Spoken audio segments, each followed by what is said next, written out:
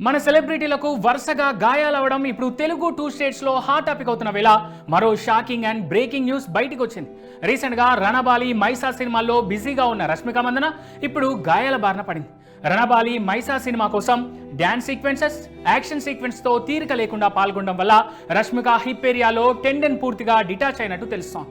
Tendon పూర్తిగా detach అవడం అంటే కండరాన్ని ఎముకకు కలిపే టెండన్ పూర్తిగా ఎముక నుంచి విడిపోవడం. ఇది సాధారణం కాదు, తీవ్రమైన గాయం. ఎంఆర్ఐ ద్వారా దీన్ని నిర్ధారిస్తారు. దీనివల్ల హిప్ లేదా పిడుదల భాగంలో తీవ్రమైన నొప్పి, నడవడంలో ఇబ్బంది, కాలు ఎత్తితే బలహీనంగా అనిపించడం, మెట్లు ఎక్కడం, కుర్చీ నుంచి లేవడం వంటి పనులు కష్టంగా మారతాయి.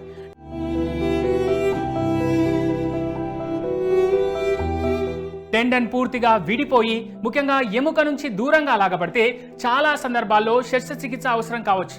కొన్ని ఎంపిక చేసిన సందర్భాల్లో, ముఖ్యంగా తక్కువ శారీరక అవసరాలు ఉన్న వారిలో లేదా చిన్న డిటాచ్మెంట్లో విశ్రాంతి, నొప్పి, మందులు, ఫిజియోథెరపీతో చికిత్స చేయవచ్చు.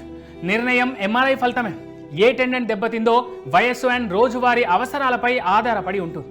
అండ్ రష్మిక విషయంలో సర్జరీ అవసరం ఉన్నట్టు ఎలాంటి అఫీషియల్ రిపోర్ట్ బయటికి రానప్పటికీ ఆమె గాయం తీవ్రత చూసి వైద్యులు కూడా షాక్ అయినట్టుగా తెలుస్తోంది. అంతేకాదు, ఈ తరహా గాయం తీవ్రంగా సాధన చేసే క్రీడాకారుల్లో కనిపిస్తుందని వైద్యులు అంటున్నారు.